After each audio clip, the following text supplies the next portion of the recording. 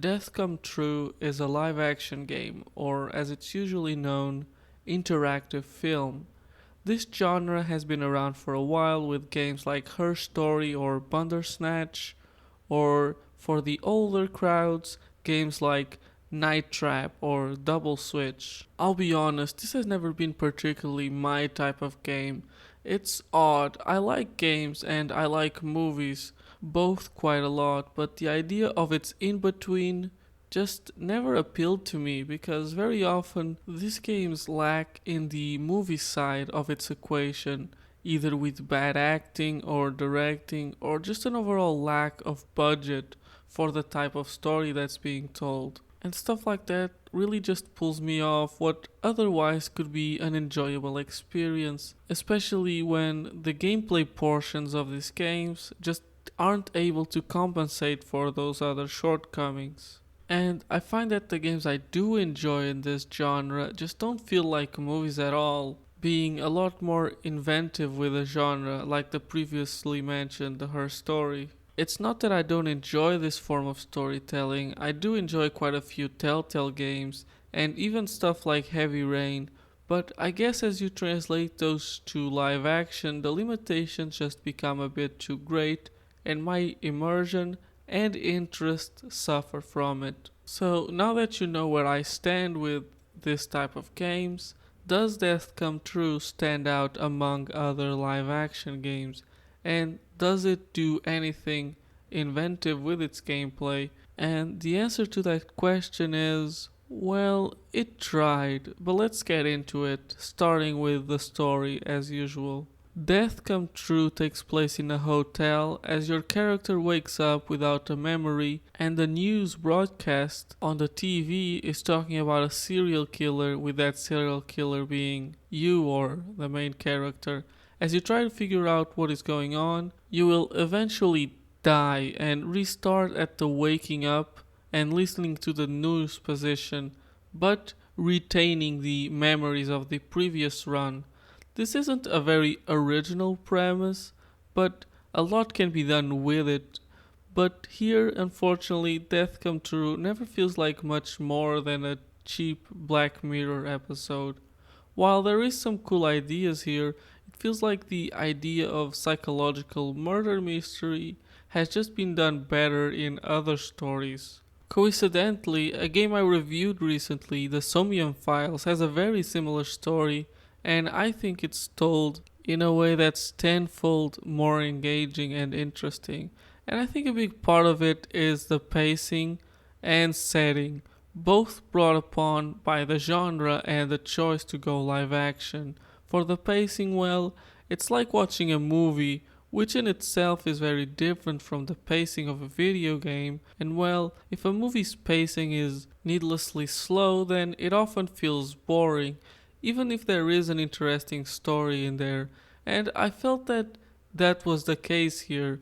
Adding to this then is also the setting, of course. This is not a particularly high budget affair, and they do try to add to the sets with some special effects from time to time, which do look fairly good, but regardless, at the end of the day, this game takes place mostly in hotel rooms, a lobby, and a basement, which aren't particularly the most interesting of locations. Now, moving on to another topic of the story, I would say that one thing that could have really worked within this game's limitations is the looming threat that exists throughout the story.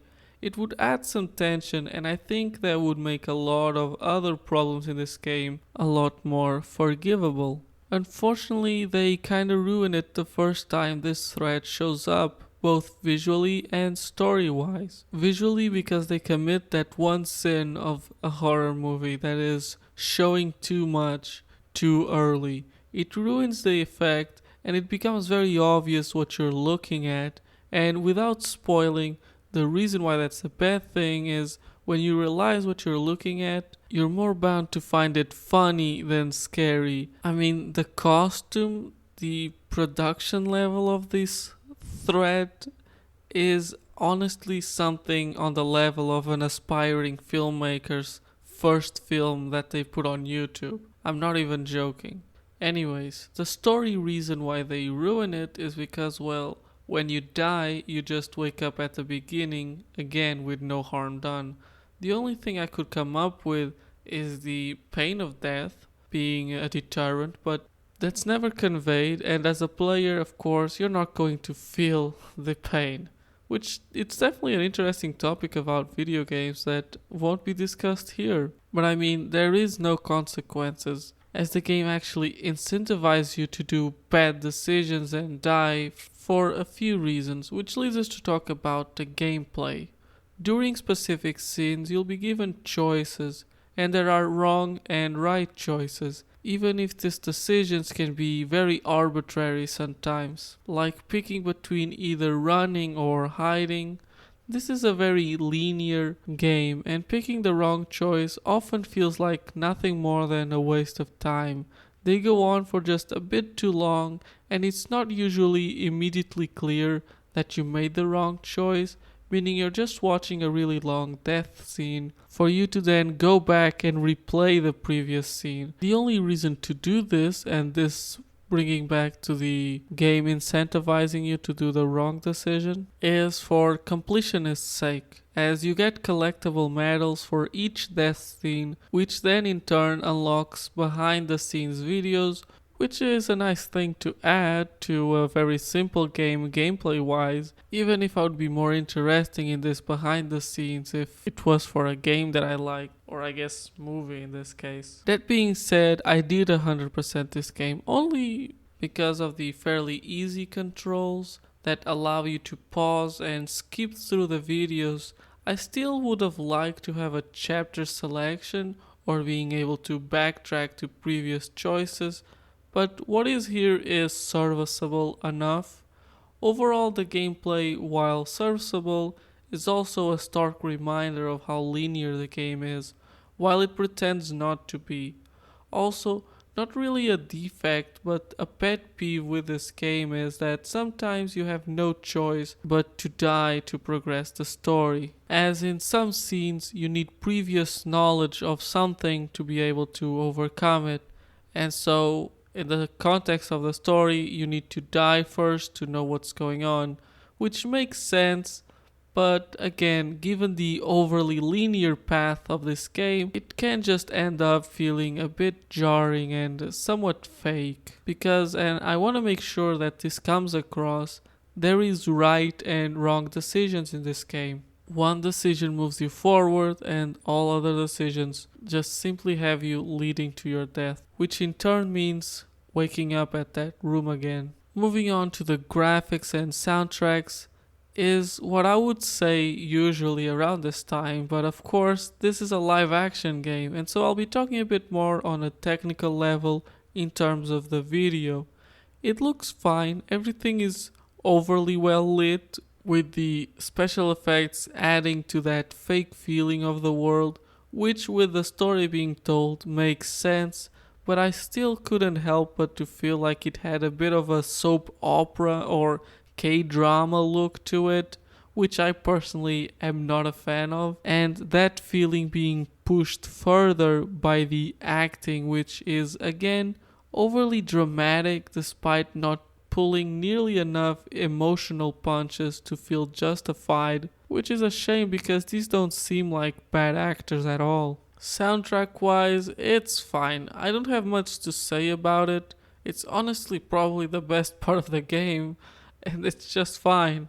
Overall, Death Come True is not a bad game by definition, and I think if you click with the story, I think you might enjoy it, but I didn't.